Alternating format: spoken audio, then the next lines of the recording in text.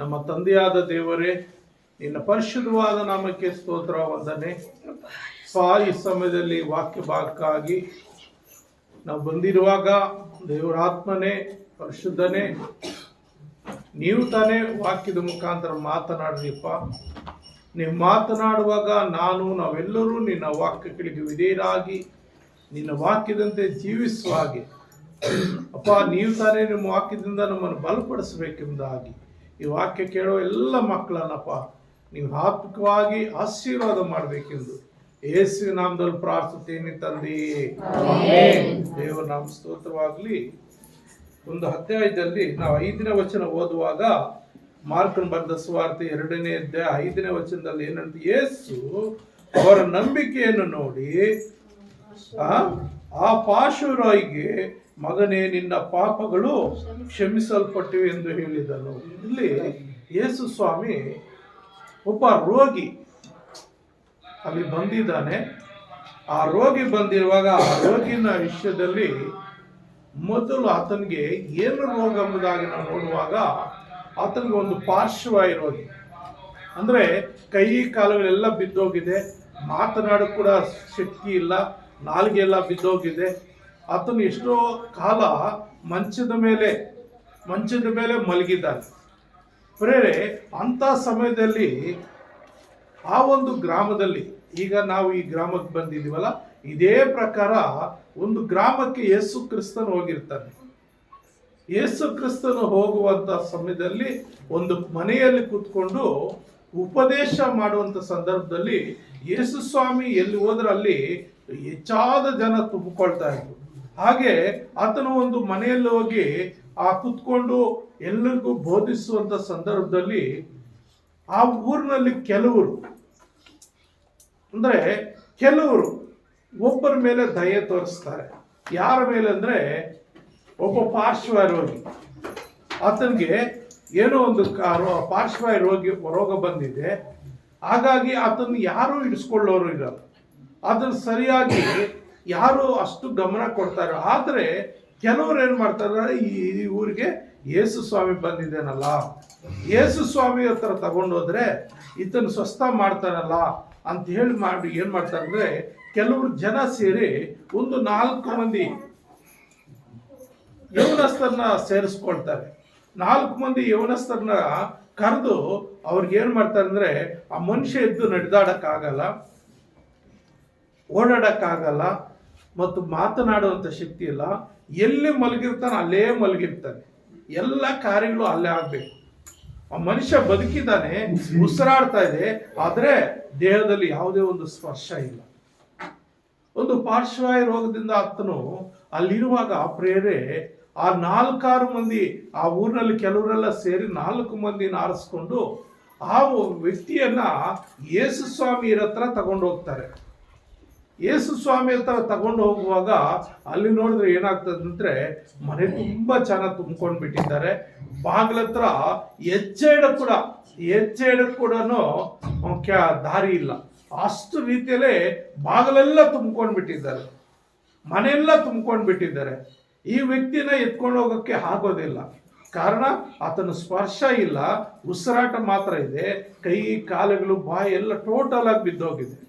ಸತ್ತ ಶವದ ರೂಪದಲ್ಲಿ ಆ ಮನುಷ್ಯ ಬದುಕ್ತಾ ಇದ್ದಾರೆ. ಹಾಗಾಗಿ ಅವ್ರು ಏನ್ ಮಾಡ್ತಾರೆ ಅಂದ್ರೆ, ಆ 4 ಮಂದಿ ಏನ್ ಮಾಡ್ತಾರೆ ಅಂದ್ರೆ, ಆ ಒಂದು ಮನೆ ಹೆಂಚಿನ ಮನೆ ಆಗಿರ್ತದೆ.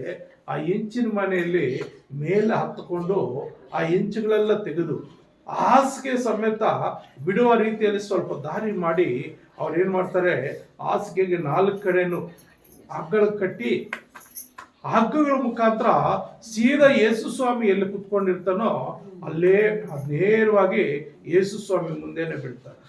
ಆ ಯೇಸು ಸ್ವಾಮಿ ಮುಂದೆ ಬಿಟ್ಟುವಾಗ ಯೇಸು ಸ್ವಾಮಿ ಮೇಲಕ್ಕೆ ನೋಡ್ತಾನೆ, ಅಲ್ಲಿ 4 ವ್ಯಕ್ತಿಗಳಿದ್ದಾರೆ. ಆ ವ್ಯಕ್ತಿಗಳ ಆ ನಂಬಿಕೆಯನ್ನು ನೋಡಿ ಏನ್ ಮಾಡ್ತಾರೆ ಅಂದ್ರೆ, ನೋಡ್ರಿ ಅಲ್ಲ 5ನೇ ವಚನ ಹೇಳ್ತದೆ, ಯೇಸು ಅವರ ನಂಬಿಕೆಯನ್ನು ನೋಡಿ, ಯಾರೋ ಅವರು 4 ಮಂದಿ ಆ 4 ಮಂದಿ ಈತನ ಮೇಲೆ ದಯೆ ತೋರಿಸಿದ್ದಾರೆ, ಈತನ ಮೇಲೆ ಕರುಣೆ ತೋರಿಸಿದ್ದಾರೆ. ಹಾಗಾಗಿ ಪ್ರೇರೆ ಆ ದಯೆ ಕರುಣೆಯಿಂದ ಅವ್ರೇನ್ ಮಾಡಿದ್ದಾರೆ, ಅವ್ರ ಕಷ್ಟ ಆದ್ರೂ ಪರವಾಗಿಲ್ಲ, ಮನೆ ಮೇಲೆ ಎತ್ತಿದ್ದಾರೆ, ಹೆಂಚುಗಳು ತೆಗೆದಿದ್ದಾರೆ. ಹೆಂಚುಗಳು ತೆಗೆದು ಹಾಸಿಗೆಗೆ 4 ಕಡೆನು ಹಗ್ಗಗಳು ಕಟ್ಟಿ ಹಾಸಿಗೆ ಸಮೇತ ಯೇಸು ಸ್ವಾಮಿ ಹತ್ರ ಆ ವ್ಯಕ್ತಿಯನ್ನು ಬಿಡ್ತಾರೆ. ಆವಾಗ ಯೇಸು ಸ್ವಾಮಿ ಏನ್ ಮಾಡ್ತಾ ಇದ್ದಾನಂದ್ರೆ, ಅವ್ರ ನಂಬಿಕೆ ನೋಡಿ ಅದನ್ನ ಹೇಳ್ತಾ ಇದ್ದಾನೆ, ಮಗನೇ ನಿನ್ನ ಪಾಪಗಳು ಕ್ಷಮಿಸಲ್ಪಟ್ಟಿದೆ. ನೋಡ್ರಿ, ಅಲ್ಲಿ ಒಂದು ವಿತಂಡವಾದ ಒಂದು ಆನ್ಸರ್ ಆಗಿದ್ದು ಏನಂದ್ರೆ, ಆ ರೋಗಿನ ಇಳಿಸಿರೋದು ಏನಕ್ಕೆ ಆ ರೋಗಿನ ಇಳಿಸಿರೋದು ವಾಸಿ ಮಾಡೋದಕ್ಕಾಗಿ. ಆದ್ರೆ ಯೇಸು ಸ್ವಾಮಿ ಏನ್ ಹೇಳ್ತಾ ಇದ್ದಾನೆ, ನಿನ್ನ ಪಾಪಗಳು ಕ್ಷಮಿಸಲ್ಪಟ್ಟಿದೆ ಅಂತ ಹೇಳ್ತಾ ಇದ್ದಾನೆ. ಪ್ರಿಯ ನನ್ನ ಸಹೋದರ ಸಹೋದರರೇ, ಈ ಒಂದು ಆ ಕ್ವಶನ್, ಇದೊಂದು ಕ್ವಶನ್ ಆಗಿ ಉಳಿತಾ ಇದೆ. ಯಾಕೆಂದ್ರೆ ಒಬ್ಬ ಮನುಷ್ಯನಿಗೆ ಒಂದು ಕಾಯಿಲೆ ಬರಬೇಕಾದ್ರೆ, ಒಂದು ಸಮಸ್ಯೆ ಬರಬೇಕಂದ್ರೆ, ಒಂದು ರೋಗ ಬರಬೇಕಾದ್ರೆ ಅದರ ಹಿಂದೆ ಏನಾಗಿರುತ್ತೆ, ಪಾಪ ಅವ್ರನ್ನು ಕಾಡ್ತಾ ಇರ್ತದೆ. ಜೀವ ಮರಣಗಳು 4 ವರ್ಷ, ಆಶೀರ್ವಾದ ಶಾಪ 4 ವರ್ಷ ಅಂತೇಳಿ ದೇವರ ವಾಕ್ಯದಲ್ಲಿದೆ. ಕೆಲವು ಸಾರಿ ನಮ್ಮಿಂದಲೂ ಕೂಡ ರೋಗಗಳು ಬರ್ಬೋದು, ಇತರ ಶಾಪಗಳಿಂದ ರೋಗ ಬರ್ಬೋದು. ಯಾಕೆಂದ್ರೆ ಮೊದಲು ಅಲ್ಲಿ ಏನಾಗ್ತಾ ಇದೆ, ಯೇಸು ಕ್ರಿಸ್ತನು ಆತನ ಪಾಪವನ್ನು ಕ್ಷಮಿಸಲಿಕ್ಕೆ ನೋಡ್ತಾ ಇದ್ದಾನೆ. ಅಂದ್ರೆ ಅವರ ನಂಬಿಕೆಯನ್ನು ನೋಡಿ ಆತನಿಗೆ ಏನ್ ಹೇಳ್ತಾ ಇದ್ದಾನೆ, ನೋಡ್ರಿ, ನಿನ್ನ ಪಾಪಗಳು ಕ್ಷಮಿಸಲ್ಪಟ್ಟಿವೆ. ಅಂದ್ರೆ ಪಾಪ ಅಂದ್ರೆ ಏನೋ ಒಂದು ತಪ್ಪು ಮಾಡಿರ್ತಾನೆ. ಪಾಪಗಳು ಅಂದ್ರೆ ಅದು ಎಷ್ಟಾದ್ರೂ ಆಗಿರ್ಬೋದು. ಪಾಪಗಳು ಅಂದ್ರೆ ಕೆಲವು ಸಾರಿ ಆತನ ಮಾಡಿರೋ ಪಾಪ ಆಗಿರ್ಬೋದು, ಅವ್ರ ತಂದೆ ತಾಯಿ ಮಾಡಿರುವಂತ ಪಾಪಗಳಾಗಿರ್ಬೋದು, ಅವರ ತಾತ ಮುತ್ತಾತ ಆ ಕಾಲದಿಂದ ಯಾವುದೋ ಒಂದು ಪಾಪ ಅವ್ರು ಕಾಡಿಸ್ತಾ ಬಂದಿರ್ಬೋದು. ಆದ್ರೆ ಆ ಸಮಯಕ್ಕೆ ಸರಿಯಾಗಿ ಆ ವ್ಯಕ್ತಿಗೆ ಬಂದಿದೆ. ಪಾಪಗಳು ಎಲ್ಲಾ ರೀತಿಯಲ್ಲಿ ಬರುವುದುಂಟು. ಒಬ್ಬ ಮನುಷ್ಯ ಸಾಮಾನ್ಯವಾಗಿ ನಾನು ಪರಿಶುದ್ಧನು, ನಾನು ಶುದ್ಧನು ಅಂತ ಹೇಳ್ಕೊಳ್ಳೋಕೆ ಸಾಧ್ಯನೇ ಇಲ್ಲ, ಯಾರೇ ಆಗಲಿ ಸಾಧ್ಯನೇ ಇಲ್ಲ. ಕಾರಣ ಏನಂದ್ರೆ ಅವ್ರ ಜೀವಿತದಲ್ಲಿ ಒಂದು ಸಣ್ಣ ಎಲ್ಲ ವಿಷಯಗಳು ನಡೀತಾ ಇರ್ತದೆ. ದೇವರಾಜ್ಞೆ 10 ಆಜ್ಞೆಗಳು ಏನಿದೆಯೋ 10 ಆಜ್ಞೆಗಳು ಯಾರು ಕರೆಕ್ಟಾಗಿ ನಡ್ಕೊಂಡು ಹೋಗಕ್ಕಾಗಲ್ಲ, ಕಷ್ಟ ಆಗ್ತದೆ. ಆದ್ರೆ ನಡಿಬೇಕು, ಆ ನಡೆದ್ರೇನೆ ದೇವರ ಆಶೀರ್ವಾದ. ಒಂದೊಂದು ಆಜ್ಞೆ ಕೂಡ ಒಂದೊಂದು ವಿಧದಲ್ಲಿರ್ತದೆ. ಒಬ್ಬ ವ್ಯಕ್ತಿಯ ಮನಸ್ಸಿನಲ್ಲಿ ಅನೇಕ ರೀತಿಯ ಪಾಪಗಳುಂಟಾಗ್ಬೋದು. ಉದಾಹರಣೆಗೆ ಒಬ್ಬ ಪುರುಷನು ದಾರಿ ನಡೆದುಕೊಂಡು ಹೋಗುವಾಗ ಎಲ್ಲೋ ಕೆಲಸಕ್ಕೆ ಹೋಗ್ತಾ ಇರ್ತಾನೆ. ಕೆಲಸಕ್ಕೆ ಹೋಗುವಾಗ ದಾರಿಯಲ್ಲಿ ಯಾವುದೋ ಒಂದು ಬೇಡವಾದ ಪೋಸ್ಟರ್ಗಳು ಹಾಕಿರ್ತಾರೆ, ಗೋಡೆಗಳ ಮೇಲೆ ಏನೋ ಅಸಹ್ಯವಾದ ಪೋಸ್ಟರ್ಗಳು ಹಾಕಿರ್ತಾರೆ. ಆ ಪೋಸ್ಟರ್ ನೋಡ್ತಾನೆ, ಆ ಪೋಸ್ಟರ್ ನೋಡಿ ಆ ಕಣ್ಣಿಂದ ಕೂಡ ಆ ಮನಸ್ಸಲ್ಲಿ ಪಾಪ ಮಾಡ್ಬೋದು. ಇಲ್ಲ ಎಲ್ಲೋ ಒಂದು ಕಡೆ ಹೋಗ್ತಾನೆ, ಒಂದು ಟೀ ಕುಡಿಬೇಕಂತ ಒಂದು ಟೀ ಅಂಗಡಿ ಹತ್ರ ಕುತ್ಕೊಳ್ತಾನೆ. ಆ ಟೀ ಕುಡಿಯುವಾಗ ಬೇರೆಯವರು ಆತನಿಗೆ ಪರಿಚಯ ಇಲ್ದವರು ಇಲ್ಲ ಪರಿಚಯ ಇರೋ ಯಾರೋ ಬೇರೆ ಬೇರೆ ಮಾತುಗಳೆಲ್ಲ ಮಾತಾಡ್ಕೊಳ್ತಾ ಇರ್ತಾರೆ. ಅದನ್ನೆಲ್ಲ ಕಿವಿ ಕೇಳಿಸ್ಕೊಳ್ತಾರೆ. ನೋಡಬಾರ್ದು ನೋಡ್ತಾರೆ, ಹೋಗ್ಬಾರ್ದ ಜಾಗದಲ್ಲಿ ಹೋಗ್ತಾರೆ. ಮತ್ತು ಅನೇಕ ವಿಷಯಗಳಲ್ಲಿ ಮನುಷ್ಯನ ಜೀವಿತದಲ್ಲಿ ಪಾಪಗಳು ಪ್ರತಿನಿತ್ಯ ಮಾಡಲಿಕ್ಕೆ ಅವಕಾಶ ಮಾಡಿಕೊಡ್ತಾ ಇರ್ತದೆ. ನಾವು ಮಾರ್ಕನ ಬರೆದ ಸುವಾರ್ತೆಯಲ್ಲಿ 7ನೇ ಅಧ್ಯಾಯ 22ನೇ ವಚನದಲ್ಲಿ ನೋಡುವಾಗ ಮನುಷ್ಯನಲ್ಲಿ ಎಷ್ಟು ವಿಧವಾದ ಪಾಪಗಳಿದೆ ಅಂತಾಗಿ ನಾವು ನೋಡ್ತೀವಿ. ಮಾರ್ಕನ ಬರೆದ ಸುವಾರ್ತೆ 7ನೇ ಅಧ್ಯಾಯ 22ನೇ ವಚನ, ಅಂದರೆ ಮನುಷ್ಯರ ಮನಸ್ಸಿನೊಳಗಿಂದ ಸೂಳೆಗಾರಿಕೆ, ಕಳ್ಳತನ, ಕೊಲೆ, ಆಧಾರ, ದ್ರವ್ಯಶ್ಯ, ಕೆಡುಕುತನ, ಮೋಸ, ಬಂಡೆತನ, ಹೊಟ್ಟೆ ಕಿಚ್ಚು, ಬೈಗಳು, ಸೊಕ್ಕು, ಬುದ್ಧಿಗೇಡಿತನ, ಇವೇ ಮೊದಲಾದವುಗಳು ಕೆಟ್ಟ ಆಲೋಚನೆಗಳು ಹೊರಡುತ್ತವೆ. ನೋಡ್ರಿ, ಮನುಷ್ಯನಿಂದ ಕೆಟ್ಟ ಆಲೋಚನೆಗಳಿವೆ. ಒಂದೊಂದು ಆಲೋಚನೆ ಒಂದೊಂದು ವಿಧದಲ್ಲಿ ಪಾಪದಲ್ಲಿ ಬೀಳಿಸ್ತದೆ. ಇದು ಎಲ್ಲರ ಜೀವಿತದಲ್ಲಿ ನಡೀತದೆ, ಆದರೆ ಕೆಲವರು ಅವಕಾಶ ಅದು ಕೊಡ್ತಾರೆ, ಕೆಲವರು ಅವಕಾಶ ಕೊಡೋದಿಲ್ಲ. ದೇವರಲ್ಲಿ ಭಯಭಕ್ತಿಯುಳ್ಳವರಾಗಿ ದೇವರಿಗೆ ಇಷ್ಟಾನುಸಾರವಾಗಿ ಜೀವಿಸುವಂಥವ್ರು ಅದಕ್ಕೆ ಭಯಪಟ್ಟು, ನನ್ನ ದೇವರಿದ್ದಾನೆ, ನಾನು ನೋಡ್ತಾನೆ, ನಾನು ಆ ಕಡೆ ನೋಡಬಾರ್ದು, ಅದು ನನಗೆ ಬೇಡವಾದಂತೇಳಿ ಮುಂದಕ್ಕೆ ಹೋಗ್ಬಿಡ್ತಾರೆ. ಕೆಲವರು ಆಗಲಿ ಏನಾಗುತ್ತೋ ನೋಡೋಣ ಏನಾಗುತ್ತೋ ನೋಡೋಣ ಅಂತ ಹೋಗ್ತಾರೆ. ಆ ನೋಡುವಾಗ ಅದೇನಾಗುತ್ತಂದ್ರೆ ಅದು ಬೇರೆ ಬೇರೆ ರೀತಿಯಲ್ಲಿ ಆ ಮನಸ್ಸಿನಲ್ಲಿ ಏನೋ ಒಂದು ರೀತಿಯ ಪಾಪಗಳು ಹುಟ್ಟಿಸ್ಬೋದು, ಆ ಮನುಷ್ಯನಲ್ಲಿ ಏನೋ ಒಂದು ರೀತಿಯ ಆ ಕಲ್ಮಶಾಲಿ ತರಬಹುದು. ಅದಕ್ಕಾಗಿ ಕೆಲವು ಸಾರಿ ಇಲ್ಲಿ ನಾವು ನೋಡ್ತೇವೆ, ಮನುಷ್ಯರ ಮನಸ್ಸಿನೊಳಗಿಂದ, ಅಂದ್ರೆ ಮನುಷ್ಯರಲ್ಲಿ ನಾವೆಲ್ಲ ಸೇರಿರೋ ಮನುಷ್ಯರು, ನಮ್ಮ ಮನುಷ್ಯರ ಮನಸ್ಸಿನೊಳಗಿಂದ ಒಂದೊಂದು ರೀತಿ, ಕೆಲವರಿಗೆ ಸೂಳೆಗಾರಿಕೆ ರೀತಿಯಲ್ಲಿ ಬರ್ಬೋದು, ಕೆಲವರಿಗೆ ಕಳ್ಳತನ ಆಲೋಚನೆ ಬರ್ತದೆ, ಕೆಲವರು ಕೊಲೆ ಮಾಡುವಂತ ಆಲೋಚನೆ ಬರ್ತದೆ, ಕೆಲವರು ಆದರ ಅಂದ್ರೆ ಮದುವೆ ಆಗದೆ ಮೊದಲು ಮಾಡುವಂತ ಕಾರ್ಯಗಳು, ಆದರ ಮಾಡುವಂಥದ್ದು, ದ್ರವ್ಯಾಶ, ಕೆಲವ್ರಿಗೆ ಯಾವಾಗ ನೋಡಿದ್ರು ದುಡ್ಡು ದುಡ್ಡು ದುಡ್ಡು ದುಡ್ಡು ದುಡ್ಡು ಬಿಟ್ರೆ ಬೇರೆ ಏನಿಲ್ಲ, ಏನೇ ಒಂದು ಕೆಲಸ ಆಗಲಿ ದುಡ್ಡು ಬೇಕು, ದುಡ್ಡು ಸಂಪಾದನೆ ಮಾಡಬೇಕು, ದುಡ್ಡು ಬರಬೇಕು ಅಂತೇಳಿ ಕೆಲವ್ರು ಏನು ಮಾಡ್ತಾರೆ ಎಲ್ಲ ವಿಷಯಗಳಲ್ಲಿ. ನನ್ನ ಜೊತೆಯಲ್ಲಿ ನಮ್ಮ ಚಿಕ್ಕಬಳ್ಳಾಪುರದಲ್ಲಿ ಒಬ್ಬ ಸೇವಕರೇ ಅವರಿದ್ರು. ಅವ್ರೇನಂದ್ರೆ ಅವರು ಏನೇ ಒಂದು ಕಾರ್ಯ ಮಾಡಿದ್ರು ಅವ್ರಿಗೆ ಹಣ ಸಿಗಬೇಕು, ಅದರಲ್ಲಿ ಏನೋ ಒಂದು ಲಾಭ ಬರಬೇಕು. ಲಾಭ ಇಲ್ಲಾಂದ್ರೆ ಅವ್ರು ಯಾವುದೇ ರೀತಿ ಕೆಲಸಗಳು ಮಾಡ್ತಾ ಇರ್ಲಿಲ್ಲ. ಒಂದು ಎಲ್ಲೋ ಅದರಿಂದ ಏನೋ ಒಂದು ಸಹಾಯ ಬೇಕು ಬಂದ್ರಂದ್ರೆ ಖಂಡಿತ ಬರ್ತಾ ಇದ್ದ. ಆದ್ರೆ ಆತನು ಬಂದಿದ್ರ ವಿಷಯದಲ್ಲಿ ಯಾವುದೋ ಒಂದು ರೀತಿಯ ಲಾಭ ಆತನು ಪಡ್ಕೊಳ್ತಾ ಇದ್ದ. ಕನಿಷ್ಠ ಒಂದು ಟೀ ಕುಡಿಯೋಣ, ಒಂದು ಜ್ಯೂಸ್ ಕುಡಿಯೋಣ ಅಂತಾರೆ. ಅಂದ್ರೆ ಅವಾಗ ಅವ್ರನ್ನ ಕರೆದಾಗ ನಾವು ಜ್ಯೂಸೋ ಒಂದು ಟೀನೋ ಇಲ್ಲ ಟೈಮ್ಸ್ ಸಂದರ್ಭ ಊಟ ಎಲ್ಲ ನಾವು ಕೊಡಿಸಲೇಬೇಕು. ಅವಾಗ ಏನಾಯ್ತು, ಅವ್ರಿಗೆ ಒಂದು ರೀತಿಯ ಲಾಭ ಏನೋ, ಈ ಮನುಷ್ಯನ ಜೊತೆಲಿ ಬಂದಿದ್ದಕ್ಕೆ ನಾನು ಹೊಟ್ಟೆ ಊಟ ಆಯ್ತು, ಒಂದು 100 ರೂಪಾಯಿ ಉಳಿತಾಯ ಆಯ್ತು, ಒಂದು 50 ರೂಪಾಯಿ ಉಳಿತಾಯ ಆಯ್ತು, ಒಂದು ಜ್ಯೂಸ್ ಕುಡಿದ್ರೆ ಒಂದು 30-40 ರೂಪಾಯಿ ಉಳಿತಾಯ ಆಯ್ತು. ಈ ರೀತಿ ಪ್ರತಿಯೊಂದು ವಿಷಯದಲ್ಲಿ ಆ ಮನುಷ್ಯ ಲಾಭ ಇಲ್ಲದಿದ್ದು ಏನು ಕೆಲಸ ಮಾಡ್ತಾ ಇಲ್ಲ. ಹಾಗೆ ಕೆಲವರಿಗೆ ಆ ಹಣದ ಮೇಲೆ ಆಸೆ ಇರ್ತದೆ, ಕೆಲವರಿಗೆ ಕೆಡುಕ್ತನ, ಯಾವುದೋ ರೀತಿಯಲ್ಲಿ ಏನೋ ಒಂದು ಕೆಡುಕು ಮಾಡ್ತಾ ಇರಬೇಕು. ಒಂದು ಕುಟುಂಬದಲ್ಲಿ ಗಂಡ ಹೆಂಡತಿ ಚೆನ್ನಾಗಿದ್ದರೆ ನೋಡಲ್ಲ, ಕೆಲವರು ಅಕ್ಕಪಕ್ಕದ ಮನೆಗಳು ಚೆನ್ನಾಗಿದ್ರೆ ಕೆಲವರು ನೋಡಲ್ಲ, ಅವ್ರನ್ನ ಏನಾದರೂ ಮಾಡಿ ಅವ್ರನ್ನ ದೂರ ಮಾಡೋದಕ್ಕೆ ಪ್ರಯತ್ನ ಮಾಡ್ತಾ ಇರ್ತಾರೆ. ಅವ್ರನ್ನ ದೂರ ಮಾಡೋದಕ್ಕೆ ಪ್ರಯತ್ನ ಅಂದ್ರೆ ಇನ್ನೂ ಕೆಲವರು ಇನ್ನೂ ಒಂದು ಹೆಜ್ಜೆ ಮುಂದಕ್ಕೆ ಹೋಗ್ತಾರೆ. ಏನು ಮಾಡ್ತಾರೆ, ಮಾಟ ಮಂತ್ರಗಳು ಮಾಡಿಸ್ಬಿಡ್ತಾರೆ, ಅಂತರ ತಂತ್ರಗಳು ಮಾಡಿಸ್ತಾರೆ. ಇನ್ನೂ ಕೆಲವರು ಏನು ಮಾಡ್ತಾರೆ ಅಂದ್ರೆ ಆ ಕೆಡುಕ್ತಾನ ಅಂದ್ರೆ ಒಬ್ರು ಚೆನ್ನಾಗಿದ್ರೆ ಅವ್ರನ್ನೇನು ಮಾಡ್ತಾರೆ ಅಂದ್ರೆ ಅವ್ರನ್ನ ಏನೋ ಒಂದು ರೀತಿ ಕೆಡುಕ್ತಾನ ಮಾಡಿಸಿ ಅವ್ರನ್ನ ಬೀಳ್ಸೋದಕ್ಕೆ ಪ್ರಯತ್ನ ಮಾಡ್ತಾರೆ. ನಮ್ಮೂರಲ್ಲಿ ನನ್ನ ಸ್ವಂತದವರೇ, ನನ್ನ ಸೋದರತ್ತೆ, ನಮ್ಮಪ್ಪ ನಮ್ಮ ಅತ್ತೆ ಇಬ್ಬರೇ ನಮ್ಮ ತಾತನಿಗೆ. ಆದರೆ ಒಂದು ಸಂದರ್ಭದಲ್ಲಿ ನಾವು ನಾಟಕ ಮಾಡ್ತಾ ಇದ್ದೀವಿ, ಒಂದು ನಾಟಕ ಸತಿ ಸಾವಿತ್ರಿ ಎಂಬ ನಾಟಕ. ಆ ನಾಟಕ ಮಾಡುವಂಥ ಸಂದರ್ಭದಲ್ಲಿ ನನಗೊಂದು ಪಾಠ ಕೊಟ್ಟಿದ್ರು, ಅದರಲ್ಲಿ ನಾನು ಚೆನ್ನಾಗಿ ಮಾಡ್ತಾ ಇದ್ದೆ. ಅವರು ಮಗನು, ನಮ್ಮ ಅತ್ತೆ ಮಗನು ಸೇರಿದ್ದ, ಅವ್ನು ಸರಿಯಾಗಿ ಬರ್ತಾ ಇಲ್ಲ, ಹಾಡಾಡೋದಾಗ್ಲಿ ಅಲ್ಲಿ ಮಾತುಗಳು ಅವ್ರು ಹೇಳ್ಕೊಟ್ಟಿದ್ದು ಹೇಳೋದಾಗ್ಲಿ ಬರ್ತಾ ಇರಲಿಲ್ಲ. ನಾನು ಚೆನ್ನಾಗಿ ಆಡ್ತಾ ಇದ್ದಕ್ಕೆ ಏನು ಮಾಡಿದ್ರು ಅಂದರೆ ಒಂದು ಫುಲ್ ಪ್ರಾಕ್ಟೀಸ್ ಅಂತ ಒಂದು ಸಾರಿ ಇಟ್ಕೊಳ್ತಾ ಇದ್ರು. ಅದನ್ನು ಮಾಡುವಾಗ ನಾನು ಚೆನ್ನಾಗಿ ಮಾಡಿದಕ್ಕೆ ಅವ್ರ ಮಗ ಮಾಡಿದ್ದಕ್ಕೆ ಇವನು ನಮ್ಮ ಮಗನಿಗಿಂತ ಚೆನ್ನಾಗಿ ಬಂದ್ಬಿಡ್ತಾನೆ ಅಂತೇಳಿ ಏನು ಮಾಡಿದ್ರು, ಕೆಡುಕು ಮಾಡಿಸ್ಬಿಟ್ಟು ಅವ್ರ ಮಕ್ಕಳ ಮುಂದೆ ಜೊತೆಯಲ್ಲೇ ಕರ್ಕೊಂಡೋಗಿ ನಾನು ಮುಂದೆ ಹಾಕ್ಬಿಟ್ಟು ನನ್ನನ್ನು ದಾಟಿಸಿ, ನನಗೆ ಏನು ಊಟ ತಿಂದರೂ ವಾಂತಿ, ನೀರು ಕುಡಿದ್ರೂ ವಾಂತಿ, ಸುಸ್ತು, ಬಲಹೀನತೆ, ಕೈ ಕಾಲಗಳೆಲ್ಲ ನಡ್ಕ ಬರೋದು, ಈ ರೀತಿ ಕೆಡುಕು ಮಾಡಿಸ್ಬಿಟ್ಟಿದ್ವಿ. ಏನು ಸ್ವಾರ್ಥಕ್ಕಾಗಿ ಇನ್ನೊಬ್ಬರು ಮುಂದಕ್ಕೆ ಬರಬಾರ್ದು ಅಂತ ಯಾವುದೋ ಒಂದು ರೀತಿ ಸ್ವಾರ್ಥಕ್ಕಾಗಿ ಕೆಡುಕುಗಳು ಮಾಡಿಸೋದು, ಕುಟುಂಬಗಳಲ್ಲಿ ಇಲ್ಲದ ಸಾಲದು ಮಾಡೋದು, ಈ ರೀತಿ ಅನೇಕರ ಜೀವಿತಗಳಲ್ಲಿ ಮನುಷ್ಯರ ಮನಸ್ಸಿನಲ್ಲಿ ಇವೆಲ್ಲ ಬರ್ತಾ ಇರ್ತದೆ. ಮತ್ತು ಮೋಸ ಮಾಡೋದು, ನಂಬಿದ್ರೆ ಸಾಕು ಮೋಸ ಮಾಡೋದು, ನಂಬಿದ್ರೆ ಸಾಕು ಮೋಸ ಮಾಡ್ತಾರೆ.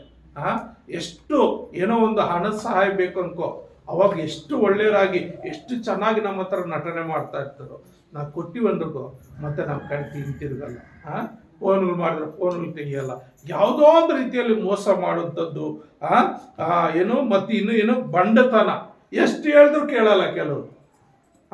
ಎಷ್ಟು ಬುದ್ಧಿವಾದ ಹೇಳ್ರಿ ಕೇಳಲ್ಲ. ನೀನು ಏನಾದ್ರೂ ಹೇಳ್ಕೋವಾಗ ನನ್ನ ಕೆಲಸ ನಾನು ಮಾಡ್ತೀನಿ ಅಂತಾರೆ, ನೀನೇನಾದ್ರೂ ಹೇಳ್ಕೋಗಮ್ಮ ನನ್ನ ಕೆಲಸ ನಾನು ಮಾಡ್ತೀನಿ. ಅನೇಕ ಸಭೆಗಳಲ್ಲಿ ಸೇವಕರು ಎಷ್ಟು ಬುದ್ಧಿವಾದ ಹೇಳ್ತಾರೋ, ಆದರೆ ಆ ಚರ್ಚಲ್ಲಿ ಒಳಗಿರುವ ತನಕ ಅವ್ರು ಚೆನ್ನಾಗಿ ಕೇಳ್ತಾ ಇರ್ತಾರೆ. ಎಷ್ಟು ಶ್ರದ್ಧೆಯಿಂದ ಕೇಳ್ತಾ ಇರ್ತಾರೋ, ಆಚೆ ಹೋದರೆ ಅವ್ರ ಕೆಲಸ ಅವ್ರು ಮಾಡ್ತಾ ಇರ್ತಾರೆ. ಅಂದರೆ ತಿಳುವಳಿಕೆ ಅನ್ನೋದು ಅವ್ರಿಗೆ ಬರ್ತಾ ಇರಲ್ಲ. ಬಂಡತನ, ಹೊಟ್ಟೆ ಕಿಚ್ಚು, ನಾನಾ ರೀತಿಯಲ್ಲಿ ಹೊಟ್ಟೆ ಕಿಚ್ಚು ಕೊಡ್ತಾರೆ. ಒಂದು ಮನೆ ಕಟ್ಕೊಂಡ್ರೆ ಹೊಟ್ಟೆ ಕಿಚ್ಚು, ಒಂದು ಒಳ್ಳೆ ಬಟ್ಟೆ ಹಾಕ್ಕೊಂಡ್ರೆ ಹೊಟ್ಟೆ ಕಿಚ್ಚು. ಒಂದು ಊರಲ್ಲಿ ಒಬ್ಬರು ಹೀಗೆ ಅವರು ಚೆನ್ನಾಗಿ ಬಟ್ಟೆ ಅದು ಉಡುಗೆ ತೊಡುಗೆಗಳು ಹಾಕೊಂಡು ಹೋದ್ರೆ ಆ ಪಕ್ಕದ ಮನೆ ಯಾಕೆ ಯಾವಾಗಲೂ ಶಾಪ್ ಹಾಕೋದಂತೆ, ಯಾವಾಗಲೂ ಬೈಕೊಳ್ಳೋದಂತೆ. ಓ ಎಲ್ಲಿಂದ ಬಂದರು, ನಮ್ಗೆ ನೋಡ್ಲಿ ಅಂತ ಹಾಕೊಂಡು ಹೋಗ್ತಾರೆ ಬಟ್ಟೆಗಳು, ನೋಡ್ಲಿ ಅಂತ ಹಾಕೊಂಡು ಹೋಗ್ತಾರೆ. ಓ ನಾವೇನು ನೋಡದೇ ಇರುವಂತ ಬಟ್ಟೆಗಳೇ, ನಾವು ಹಾಕೊಳ್ಳದೇ ಇರುವಂತ ಬಟ್ಟೆಗಳೇ, ನಾವು ನೋಡದೇ ಇರುವಂತ ಗಾಡಿಗಳೇ. ಯಾರು ಬೇಡ ಅಂತಾರೆ? ನೀನು ಹಾಕೋ, ನಿನಗೆ ನೀನು ಸಂತೋಷ ಪಡು, ದೇವ್ರು ನಿನ್ ಕೊಟ್ಟಿದ್ರಲ್ಲ ಆನಂದ ಪಡು. ಆದ್ರೆ ಕೆಲವ್ರಿಗೆ ಕಣ್ಣು ಏನು ಮಾಡ್ತದೆ, ಅದು ಇದು ಮಾಡ್ತಾ ಇರಲ್ಲ, ಹೊಟ್ಟೆ ಕಿಚ್ಕೊಡ್ತಾ ಇರ್ತಾರೆ. ಮತ್ತು ಕೆಲವ್ರು ಏನ್ ಮಾಡ್ತಾರೆ, ಬೈಗಳು, ನಾಯಿ ಮೇಲೆ ಇಟ್ಕೊಂಡು ಬೈಯೋದು. ಇನ್ನು ಯಾರೋ ಹೋಗ್ತಾ ಇದ್ರೆ ಅವ್ರಿಗೇನೋ ಮನಸ್ತಾಪ ಇರ್ತದೆ, ನೇರವಾಗಿ ಅವ್ರನ್ನ ಬೈಯಕ್ಕಾಗಲ್ಲ. ಅವ್ರೇನ್ ಮಾಡ್ತಾರೆ, ಕುರಿ ಮೇಲೆ, ಕೋಳಿ ಮೇಲೆ, ನಾಯಿ ಮೇಲೆ, ಎಲ್ಲದ್ರ ಮೇಲೆ ಇಟ್ಕೊಂಡು ಬೈತಾ ಇರೋದು. ಯಾವಾಗ್ಲೂ ಅದು ಅದೇ. ಮತ್ತು ಸೊಕ್ಕು, ಸೊಕ್ಕಂದ್ರೆ ನಾನು ಏನು ಕಡಿಮೆ, ನಾನೇನು ಕಡಿಮೆ, ನೀನು ಕಡಿಮೆ ಅಂತ ಯಾರು ಹೇಳಿದ್ರು? ಆದರೆ ಒಂದು ಡಿಗ್ನಿಟಿ ತೋರಿಸ್ತಾರೆ. ದೊಡ್ಡವರು ಚಿಕ್ಕವರವರು ಭಯ ಭಕ್ತಿ ಇಲ್ಲದೆ, ದೊಡ್ಡವರು ಚಿಕ್ಕವರನ್ನು ಗೌರವ ಕೊಡದೆ, ಹೋಗಯ್ಯ ನಿನ್ ಪಾಡು ನಿಂದು, ನನ್ನ ಪಾಡು ನಂದು, ಏನೋ ಒಂಥರ ಸೊಕ್ಕು ಮತ್ತು ಬುದ್ಧಿಗೇಡಿತನ. ಅಂದ್ರೆ ಇದು ಯಾವ ರೀತಿ ಅಂದ್ರೆ, ಅವ್ರಿದ್ದು ಬುದ್ಧಿ ಇದ್ದು ಮಾಡ್ತಾರ, ಬುದ್ಧಿ ಇಲ್ಲದೆ ಮಾಡ್ತಾರ ಗೊತ್ತಿಲ್ಲ. ನನಗಿಂತ ಶ್ರೇಷ್ಠರಿಲ್ಲ, ನನಗಿಂತ ಜ್ಞಾನವಂತರಿಲ್ಲ, ನಾನು ಮಾಡಿದ್ದೇ ಸರಿ ಅಂತೇಳಿ ಬುದ್ಧಿ ಕೇಡಿತನಗಳು, ಇವೇ ಮೊದಲಾದ ಕೆಟ್ಟ ಆಲೋಚನೆಗಳು ಹೊರಡ್ತವೆ. ಅನೇಕ ಕೆಟ್ಟ ಆಲೋಚನೆಗಳು ಹೊರಡ್ತವೆ. ಅದಕ್ಕೆ ಇಲ್ಲಿ ಏನ್ ಹೇಳ್ತಾ ಇದ್ದಾನೆ, ಮಗನೇ ನಿನ್ನ ಪಾಪಗಳು ಕ್ಷಮಿಸಲ್ಪಟ್ಟಿವೆ. ಅಂದ್ರೆ ಒಬ್ಬ ಮನುಷ್ಯನಿಂದ ಒಂದು ರೀತಿಯ ಪಾಪ ಬರಲ್ಲ. ಅಂದ್ರೆ ದೇವರು ಈ ಮಾರ್ಗದಲ್ಲಿ ಹೋಗ್ಬೇಡ ಅಂತ ಹೇಳಿದ್ರೆ ಹೋಗ್ಬಾರ್ದು, ಹೋದ್ರೆ ಅದು ಒಂದು ರೀತಿ ಪಾಪನೇ. ದೇವರು ಇಂಥದ್ದು ನೋಡ್ಬೇಡ ಅಂದ್ರೆ ನೋಡಿದ್ರೆ ಪಾಪನೇ. ಮನಸ್ಸಲ್ಲಿ ನಮ್ಗೆ ಗೊತ್ತಾಗೋದಿಲ್ಲ, ಅದರ ಮನಸ್ಸಲ್ಲಿ ಹೊರಡ್ತಾ ಇರ್ತದೆ, ಮನಸ್ಸಿನಿಂದ ಒಳಗೆ ಬರ್ತವೆ, ಇವೆಲ್ಲ ಪಾಪ. ಅದಕ್ಕೆ ಯೇಸ್ವಾಮಿ ಅದನ್ಗೆ ನಿನ್ನ ಪಾಪಗಳು ಕ್ಷಮಿಸಲ್ಪಟ್ಟಿದೆ. ಅಂದ್ರೆ ನೀನು ಅನೇಕ ರೀತಿಯ ಪಾಪಗಳು ಮಾಡಿದ್ದೀಯ. ಒಂದು ವೇಳೆ ನೀನು ಮಾಡಿರ್ಬೋದು, ನಿನ್ನ ತಂದೆ ತಾಯಿ ಮಾಡಿ, ಯಾವುದೋ ಒಂದು ರೂಪದಲ್ಲಿ ನಿನ್ನ ಜೀವಿತದಲ್ಲಿ ಪಾಪಗಳಿಗೆ ನಿಮಿತ್ತ ರೋಗ ಬಂದಿದೆ. ಹಾಗಾಗಿ ನಿನ್ನ ಪಾಪಗಳು ಕ್ಷಮಿಸಲ್ಪಟ್ಟು. ಪ್ರಿಯರೇ, ನಾನು ಇವತ್ತಿನ ವಾಕ್ಯಾಂಶ ಅಂದ್ರೆ ಏನು, ಪ್ರಾರ್ಥನೆ ಮಾಡುವಾಗ ದೇವರು ಉತ್ತರ ಕೊಡ್ತಾನೆ. ಪಾಪಗಳು ಕ್ಷಮಿಸಲ್ಪಟ್ರೆ ಪಾಪಗಳು ಕ್ಷಮಿಸಲ್ಪಟ್ರೆ ಮಾತ್ರ ರೋಗ ನೀಗ್ತದೆ. ರೋಗ ಏನಕ್ಕೆ ಬರ್ತದೆ ಅಂದ್ರೆ, ಯಾವುದೋ ಒಂದು ಪಾಪದ ನಿಮಿತ್ತ ಬರ್ತದೆ, ಯಾವುದೋ ಒಂದು ಅವಿಧೇಯತೆ ನಿಮಿತ್ತ ರೋಗ ಬರ್ತದೆ. ಕೆಲವರು ಮದ್ಯಪಾನ ಮಾಡ್ತಾರೆ. ಕೆಲವ್ರು ಏನ್ ಮಾಡ್ತಾರೆ ಅಂದ್ರೆ, ಅವರು ಕುಡಿಯೋದು ಯಾರಿಗೂ ಗೊತ್ತಾಗೋದಿಲ್ಲ, ಆರಾಮಾಗಿ ಕುಡಿತಾರೆ, ಮನೆಗೆ ಬರ್ತಾರೆ, ಏನು ಊಟ ತಿಂತಾರೆ, ಸಮಾಧಾನವಾಗಿರುತ್ತೆ. ಕೆಲವ್ರು ಏನ್ ಮಾಡ್ತಾರೆ ಅಂದ್ರೆ, ಕುಡಿದ್ರೆ ನಾನಷ್ಟು ಕುಡ್ದಿರೋರು ಯಾರು ಇಲ್ಲ ಅಂತ ರೋಡೆಲ್ಲ ಓಡಾಡ್ಕೊಂಡು ಬರ್ತಾ ಇರ್ತಾರೆ. ಮತ್ತೆ ಇನ್ನೂ ಜಾಸ್ತಿ ಆಗೋದ್ರೆ ಚರಂಡಿಗಳ ಪಕ್ಕದಲ್ಲಿ ಮಲಗಿರ್ತಾರೆ, ಅದೇ ಅವ್ರಿಗೆ ಸ್ವರ್ಗ. ಇನ್ನು ಕೆಲವರು ಇನ್ನೊಂದು ಬೇರೆ ಒಬ್ಬೊಬ್ರದ್ದು ಒಂದೊಂದು ರೀತಿ ಇರ್ತದ್ರಿ ಜೀವಿತ. ಆ ಪಾಪಗಳು ಎಲ್ಲ ಕ್ಷಮಿಸಲ್ಪಡ್ಬೇಕು. ಕ್ಷಮಿಸಲ್ಪಟ್ರೆ ಅದೇನಾಗುತ್ತೆ, ಅಲ್ಲಿ ರೋಗ ಬಿಡುಗಡೆ ಆಗ್ತದೆ. ನೋಡು, ಆ ವ್ಯಕ್ತಿನ 4 ಮಂದಿ ತಗೊಂಡು ಬರ್ತಾರೆ. ಕರ್ಕೊಂಡು ಬಂದಿದ್ರಿಂದ ಯೇಸು ಸ್ವಾಮಿ ಮೊದಲು ಆತನ ಪಾಪಗಳನ್ನು ಕ್ಷಮಿಸ್ತಾನೆ. ಪಾಪಗಳನ್ನು ಕ್ಷಮಿಸಿ ಮುಂದಕ್ಕೆ ನಾವು ಓದುವಾಗ ಅಲ್ಲಿ ಕೆಲವರು ಇರ್ತಾರೆ, ಯಾವ ವ್ಯಕ್ತಿಗಳು ಎಂಥ ವ್ಯಕ್ತಿಗಳು ಇರ್ತಾರೆ ನೋಡ್ರಿ. ಅಲ್ಲಿ 6ನೇ ವಚನ ಓದುವಾಗ, 2ನೇ ಅಧ್ಯಾಯ ಮಾರ್ಕ್ ಬರೆದ ಸುವಾರ್ತೆ 2ನೇ ಅಧ್ಯಾಯ 6ನೇ ವಚನ 7ನೇ ವಚನ ಓದಮ್ಮ. 2ನೇ ಅಧ್ಯಾಯ 6-7 ವಚನಗಳಲ್ಲಿ ಏನಿರ್ತದೆ, ಆದರೆ ಶಾಸ್ತ್ರಿಗಳಲ್ಲಿ ಕೆಲವರು ಅಲ್ಲಿ ಕೂತುಕೊಂಡಿದ್ದು, ಇವನು ಯಾಕೆ ಹೀಗೆ ಮಾತನಾಡುತ್ತಾನೆ, ಇದು ದೇವದೂಷಣೆ, ದೇವರೊಬ್ಬನೇ ಹೊರತು ಮತ್ತಾರು ಪಾಪಗಳನ್ನು ಕ್ಷಮಿಸಬಲ್ಲರು ಎಂದು ತಮ್ಮೊಳಗೆ ತಮ್ಮ ಮನಸ್ಸಿನಲ್ಲಿ ಅಂದುಕೊಂಡರು. ದೇವರೊಬ್ಬರೇ ಪಾಪಗಳು ಕ್ಷಮಿಸಲಿಕ್ಕೆ ಯೋಗ್ಯನು ಮತ್ತೆ ಯಾರು ಇಲ್ಲ ಅಂತ. ಅಂದ್ರೆ ಇವರು ಇದು ದೇವದೂಷಣೆ, ಅಂದ್ರೆ ಅವರು ಯಾರಾಗಿದ್ದಾರೆ?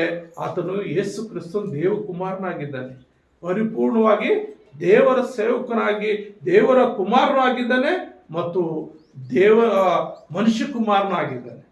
ಆತನಿಗೆ ಶಕ್ತಿ ಇದೆ, ಆತ ಶಕ್ತಿ ಇದೆ. ಏನು ಪಾಪ ಕ್ಷಮಿಸುವಂತ ಶಕ್ತಿ ಆತನಿಗಿದೆ. ಇನ್ನು ನಾವು ಆ ಯೇಸು ಕ್ರಿಸ್ತನ ನಮಗ್ ಕೂಡ ಒಂದು ಅಭಯವಚನ ಕೊಟ್ಟಿದ್ದಾನೆ ಸೇವಕರಿಗೆ. ಆತನ ಶಿಷ್ಯರಿಗೆ ಏನು ಒಂದು ವಚನ ಕೊಡ್ತಾನೆ ನೋಡ್ರಿ. ಯೋಹಾನ ಬರೆದ ಸುವಾರ್ತೆ 20ನೇ ಅಧ್ಯಾಯ 23ನೇ ವಚನದಲ್ಲಿ ನೋಡ್ರಿ. 20ನೇ ಅಧ್ಯಾಯ 23ನೇ ವಚನದಲ್ಲಿ ಏನ್ ಹೇಳ್ತಾರೆ?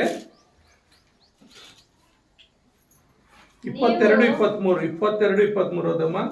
ಇದನ್ನು ಹೇಳಿ ಅವರ ಮೇಲೆ ಊದಿ ಅವರಿಗೆ ಪವಿತ್ರಾತ್ಮವರ ವರವನ್ನು ತಕ್ಕೊಳ್ಳಿರಿ.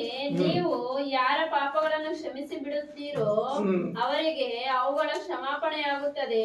ಯಾರ ಪಾಪಗಳನ್ನು ಕ್ಷಮಿಸದೆ ಉಳಿಸುತ್ತೀರೋ ಅವರಿಗೆ ಅವುಗಳು ಉಳಿಯುತ್ತವೆ ಅಂದನು.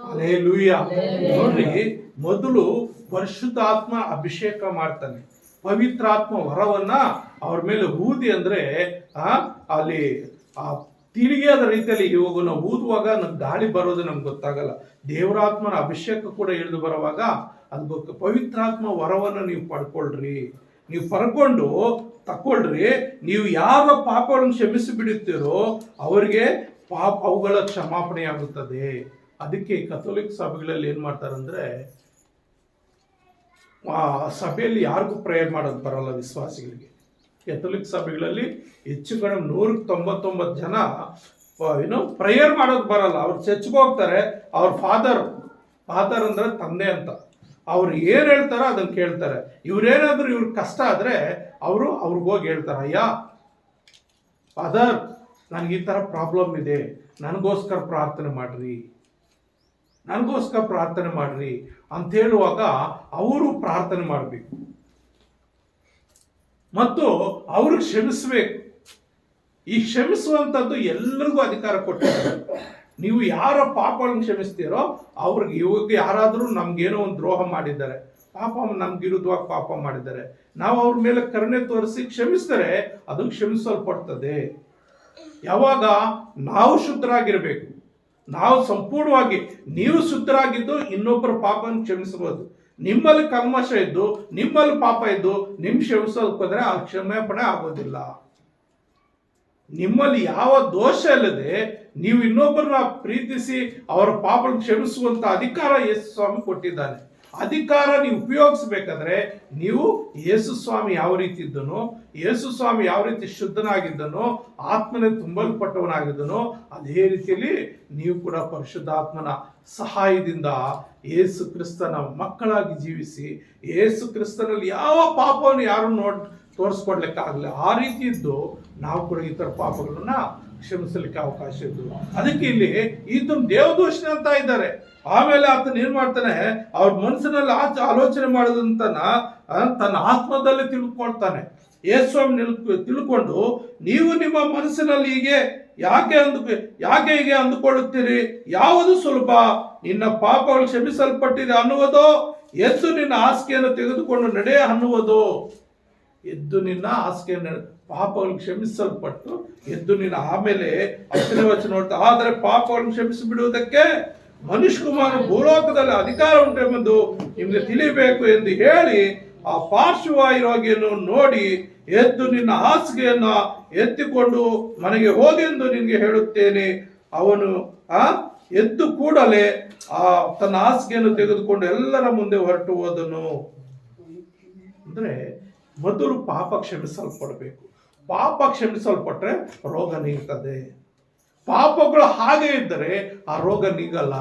ಅದಕ್ಕೆ ನಾವು ಏನ್ ಮಾಡ್ಬೇಕಂದ್ರೆ ಪಶ್ಚಾತ್ತಾಪ ಪಡ್ಬೇಕು, ದೇವ್ರ ಹತ್ರ ಒಪ್ಕೊಳ್ಬೇಕು, ಒಂದು ಕಾರ್ಯ ಮಾಡ್ಬೇಕು. ನಿಮ್ಮ ಸುತ್ತಮುತ್ತಲು ಯಾರೋ ಇರ್ತಾರೆ ಅಂದ್ಕೊಂಡ್ರಿ, ಅವ್ರನ್ನೇನ್ ಮಾಡ್ಬೇಕು, ದೇವ್ರ ಕಡೆಗೆ ನೀವು ನಡೆಸ್ಬೇಕು.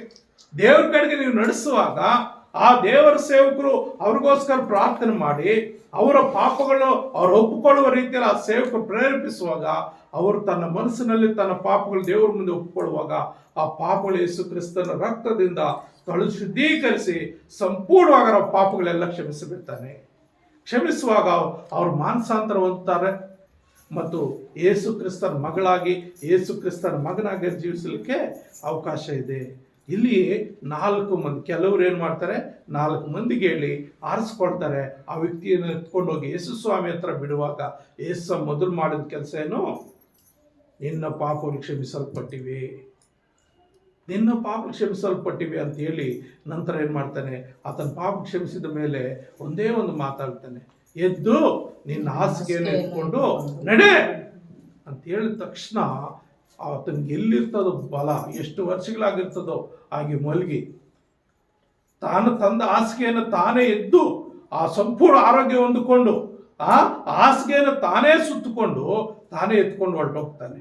ಅಲ್ಲಿ ಜನ ನೋಡುವಾಗ ಅವ್ರಿಗೆ ಎಷ್ಟೋ ಬೆರಗಾಗ್ತಾರೆ, ನಿಬ್ಬೆರಗಾಗ್ತಾರೆ. ಏನಪ್ಪ ಎಂತ ಆಶೀರ್ವಾದ, ಇದನ್ನ ಇಷ್ಟು ವರ್ಷಗಳ ಕಾಲ ಇವನ್ ಹಾಸಿಗೆ ಮೇಲೆ ಮಲಗಿದ್ನಲ್ಲ, ಆತನ ಬಾಯಿಂದ ಒಂದು ಮಾತು ಬಂದ್ರೆ ಸಾಕು, ಆ ಮಾತಿಗೆ ಅವನು ಎದ್ದು ಗುಣಹೊಂದಿ ತನ್ನ ಹಾಸಿಗೆ ಎತ್ಕೊಂಡು ತಾನೇ ಹೋಗಿದ್ದಾನೆ. ಇವಾಗ ಹಾಸ್ಪಿಟ್ಲ್ಗೆ ಹೋದ್ರೆ ಡಾಕ್ಟರ್ ಚಿಕಿತ್ಸೆ ನೀಡುವಾಗ ಇಲ್ಲ ಆಪರೇಷನ್ ಮಾಡುವಾಗ ಮಾರನೇ ದಿವಸ ಅವನು ಎದ್ದು ಬರೋದಿಲ್ಲ. ಹಾಸ್ಪಿಟ್ಲ್ಗೆ ಜ್ವರ ಬಂದಿದೆ ಅಂದ್ರೆ ಡಾಕ್ಟರ್ ಇಂಜೆಕ್ಷನ್ ಮಾತ್ರೆ ಕೊಟ್ಟು ಕಳಿಸ್ತಾನೆ. ಒಂದು 3 ದಿವಸಕ್ಕೆ 5 ದಿವಸಕ್ಕೆ ಮಾತ್ರೆ ಕೊಡ್ತಾನೆ. ಯಾಕಂದ್ರೆ ಡಾಕ್ಟರ್ ಕೊಡೋದು ತಕ್ಷಣ ಕೆಲಸ ಮಾಡಲ್ಲ, ನಿಧಾನವಾಗಿ. ಆದ್ರೆ ಇಲ್ಲಿ ಯೇಸು ಕ್ರಿಸ್ತನು ಒಂದೇ ಒಂದು ಮಾತು ಹೇಳ್ತಾನೆ, ಏನಂತ, ಎದ್ದು ನಿನ್ನ ಹಾಸಿಗೆಯನ್ನ ಎತ್ಕೊಂಡು ಮನೆಗೆ. ಅದಕ್ಕೆ ಮೊದಲು ಏನ್ ಹೇಳ್ತಾನೆ, ನಿನ್ನ ಪಾಪ ಕ್ಷಮಿಸಲ್ಪಟ್ಟಿದೆ.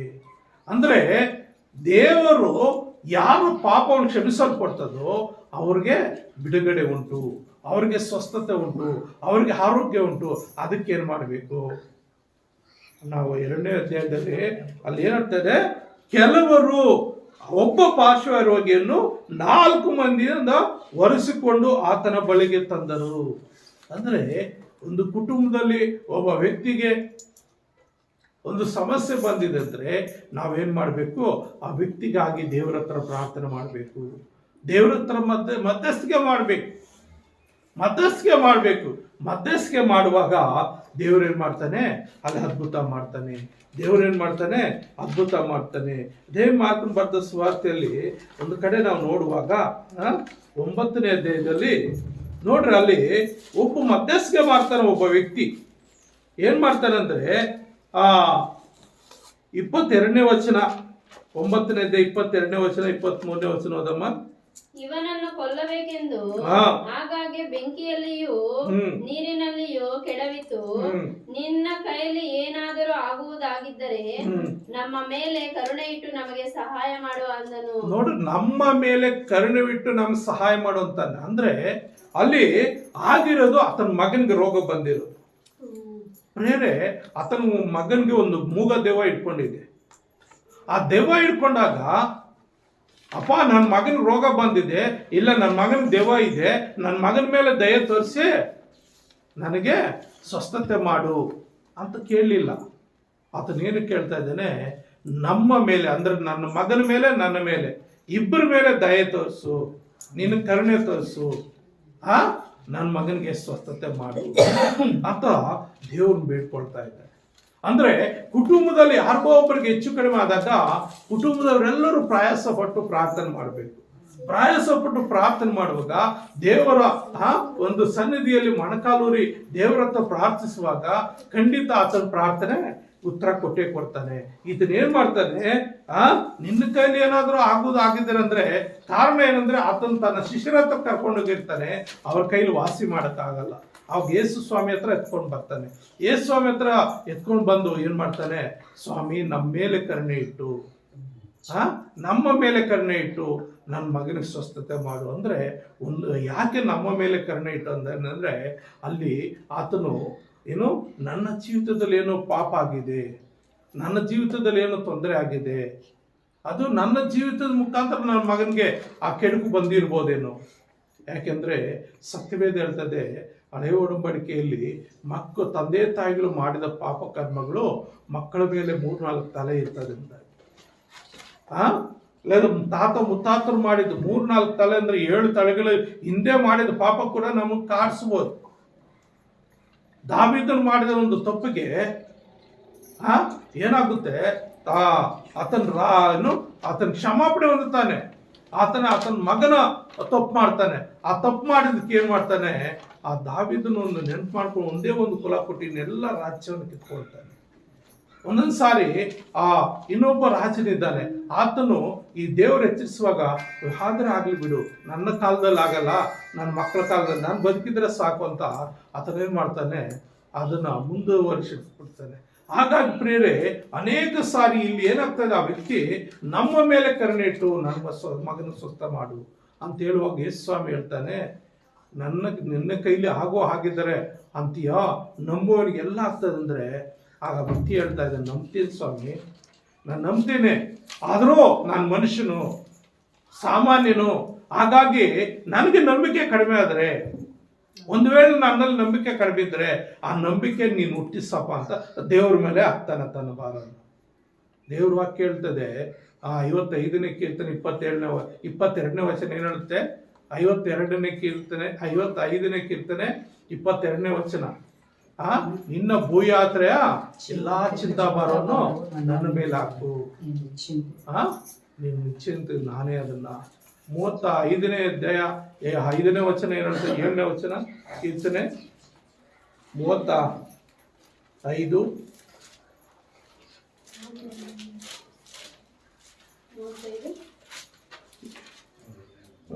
ಸರಿ 37ನೇ ಅಧ್ಯಾಯ 5ನೇ ವಚನ. ನಿನ್ನ ಭೂಯಾತ್ರೆಯ ಚಿಂತೆಯನ್ನು ಯೆಹೋವನಿಗೆ ವಹಿಸಿಬಿಟ್ಟು ಭರವಸೆದಿಂದಿರು, ಆತನೇ ಅದನ್ನು ಸಾಗಿಸುವನು. ನೋಡ್ರಿ, ನಿನ್ನ ಭೂಯಾತ್ರೆ ಚಿಂತಾಭಾರವನ್ನು ಯೆಹೋವನಿಗೆ ವಹಿಸಿಬಿಟ್ಟು ಭರವಸೆದಿಂದಿರು, ಆತನೇ ಚಿಂತಿಸ್ತಾನೆ. ಇನ್ನೊಂದು ವಚನ ಹೇಳ್ತಾನೆ, 55:22 ಏನ್ ಹೇಳ್ತಾನೆ, ನಿನ್ನ ಚಿಂತಾಭಾರವನ್ನು ಯೆಹೋವನ ಮೇಲೆ ಹಾಕು, ಆತ ನಿನ್ನ ಉದ್ಧಾರ ಮಾಡುವನು, ನೀತಿವಂತನ ಎಂದಿಗೂ ಕದಲಗೊಳಿಸೋನು.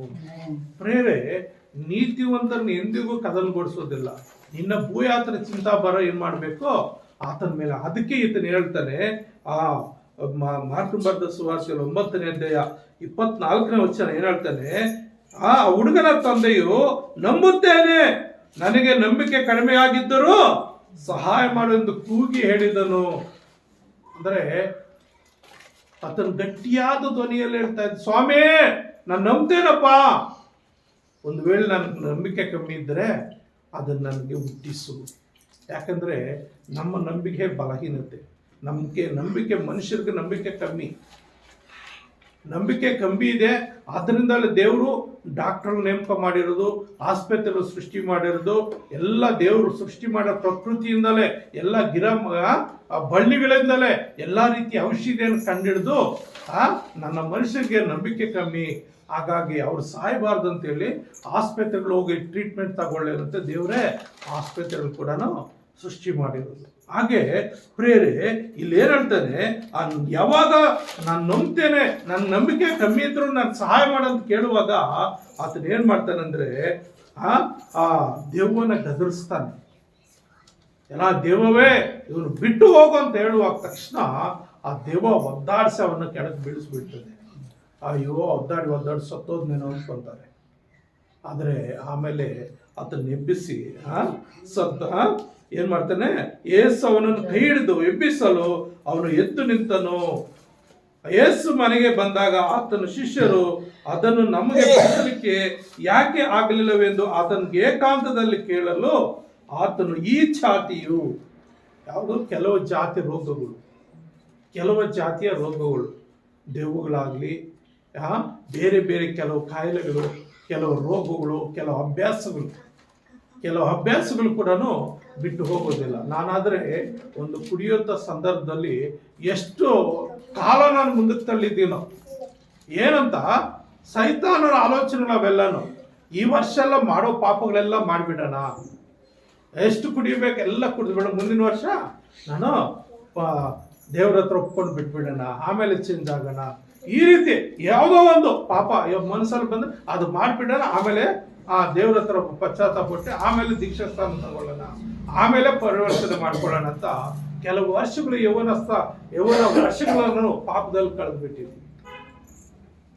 ಹಾಗಾಗಿ ಪ್ರೇರೆ, ಅದಕ್ಕೆ ಈ ಜಾತಿಯು, ಯಾವ ಜಾತಿ, ಒಬ್ಬೊಬ್ರಿಗೊಂದೊಂದು ರೀತಿಯ ರೋಗ, ಒಬ್ಬೊಬ್ರಿಗೊಂದು ರೀತಿಯ ಆಲೋಚನೆ, ಕೆಟ್ಟ ಆಲೋಚನೆ. ಆಮೇಲೆ ಧ್ಯಾನ ಮಾಡಿದ್ವಲ್ಲ, ಅನೇಕ ಮನುಷ್ಯನಿಂದಲೇ ಕೆಟ್ಟ ಆಲೋಚನೆ ಹುಡ್ತವೆ.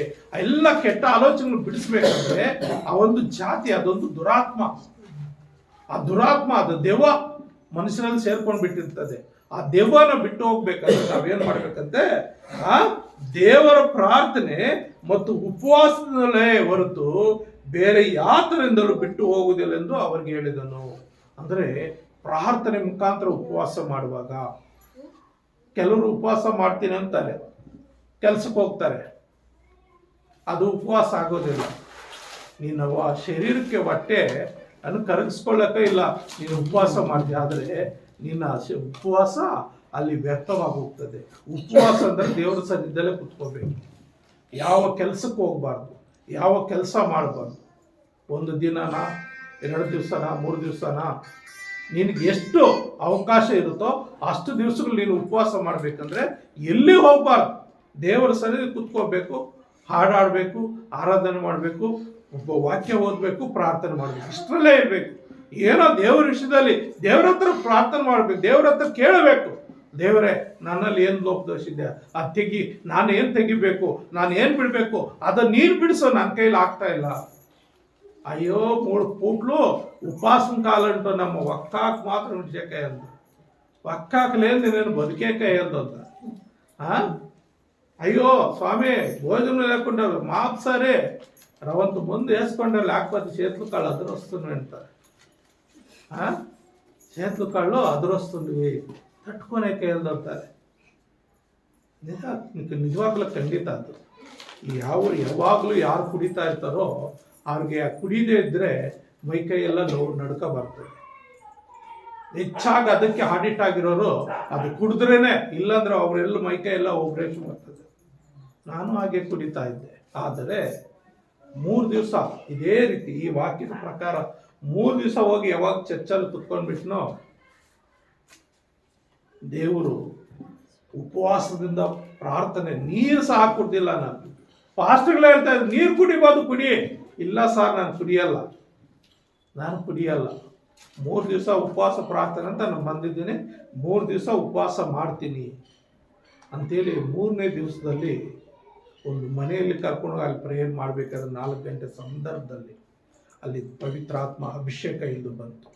ದೇವರಾತ್ಮನ ಅಭಿಷೇಕ ಯಾವಾಗ ಇಳಿದು ಬಂತು, ನನ್ನಲ್ಲಿರೋ ಎಲ್ಲ ಪಾಪಗಳು ಆವತ್ತೇ ಬಿಡುಗಡೆ ಆಯಿತು. ಆವತ್ತಿನಿಂದ ಇವತ್ತು ತನಕ ಆ ಡ್ರಿಂಕ್ಸು ಏನು ಮಾಡಲಿಲ್ಲ ನಾನು. ಅದ್ರ ಕೆಲವು ಸಾರಿ ಸ್ವಲ್ಪ ಕಷ್ಟ ಆಯಿತು. ಏನಂದರೆ ಆ ಕುಡಿದು ಕರಳೆಲ್ಲ ಒಳಗೆ ಉಣ್ಣಾಗಿ ಹೋಗ್ಬಿಟ್ಟಿತ್ತು.